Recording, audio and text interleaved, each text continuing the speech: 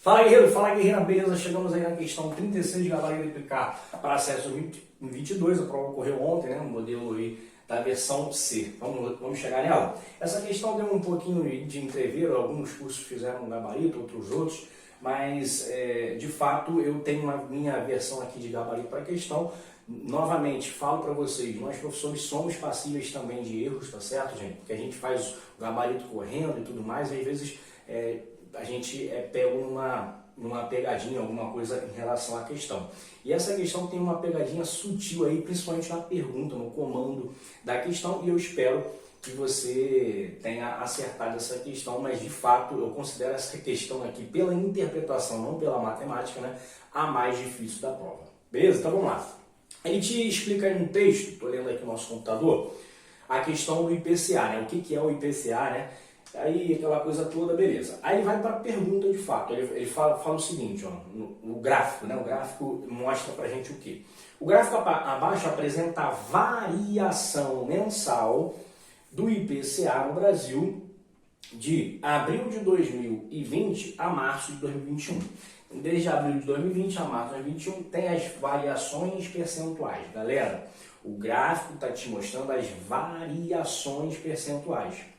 Então vamos entender o que é essa bendita variação percentual. Peguei um exemplo aqui que não está aqui, né? Vamos supor que, sei lá, eu tenha 10% aí num determinado mês o IPCA, né? Eu sei que o IPCA aqui não chega a 10% não, né, gente? Mas é só um exemplo hipotético, tá? 10%. Aí ele foi para 12%. É claro que houve um aumento percentual. Se eu quero achar esse aumento percentual, o que eu faço? Ah, pessoal, já sei, de 10% para 2% houve um aumento percentual de 2%. Isso está errado, gente. Por quê? Porque, de fato, houve um aumento aqui de 2%, mas esse aumento é um aumento efetivo. Quando você fala de variação percentual, você tem que pegar o aumento efetivo e dividir por quanto você tinha antes. Então, 2 dentre 10, ó, esse sim será o nosso aumento percentual. 2% aumento efetivo dividido por quanto você tinha antes, 10. 2% num total de 10%. Isso aqui corresponde a 20% de aumento percentual. E como o gráfico aqui, ele te deixou claro para você de novo, estou lendo lá no enunciado, ó, o gráfico abaixo apresenta a variação mensal, ele está colocando aqui a variação em porcentagem. Ou seja, galera, esse menos 0,38 significa que como houve uma variação negativa nesse determinado mês aqui, uma variação negativa é um decréscimo, tá certo? Uma variação positiva é um acréscimo, é um aumento, tá certo? Porque, novamente, ele falou da variação mensal do IPCA, beleza? Então, aqui ele está mostrando para a gente que houve em 2 meses, 2 períodos, que houve uma variação negativa, portanto decréscimo, e nos outros 10, 1, 2, 3, 4, 5, 6, 7, 8, 9, 10, houve um aumento. Vamos para as alternativas agora baseado nessa interpretação que eu julgo a ser a mais correta? De acordo com as informações do gráfico, analisando as informações, é correto para quê? Letra A. Houve mais decréscimo do que crescimento do IPCA? Não. 2 decréscimos só e 10 crescimentos. Então essa aqui é falsa. Beleza.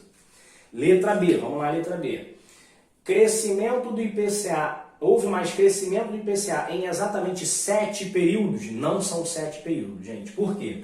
Ah, professor, por que não são 10, são 10 crescimentos e não são, na verdade... Porque aqui ou daqui para cá, professor, não houve crescimento. Houve sim, por quê? Esse 0,86 está indicando a variação percentual do mês anterior em relação ao mês que ele está aqui, né? Esse mês presente, no caso. Então aqui sim, desse mês para esse, houve um aumento, um crescimento de 0,86. Esse outro aqui, desse mês para cá, em relação a esse, houve um aumento percentual. Também de 0,86%. Por isso que esses dois caras são crescimentos, porque a variação é positiva. A pegadinha da questão, de fato, eu julgo estar aí, tá certo? Então, quando você liga esses caras, você, poxa, a variação aqui não houve, né? Não houve crescimento nem decrescimento.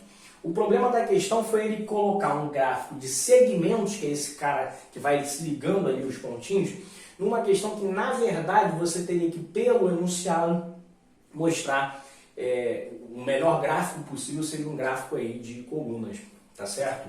Então, de fato, quando ele falou aí na letra B, ó, que houve exatamente 7 períodos de aumento, tá errado. 1, 2, 3, 4, 5, 6, 7, 8, 9, 10.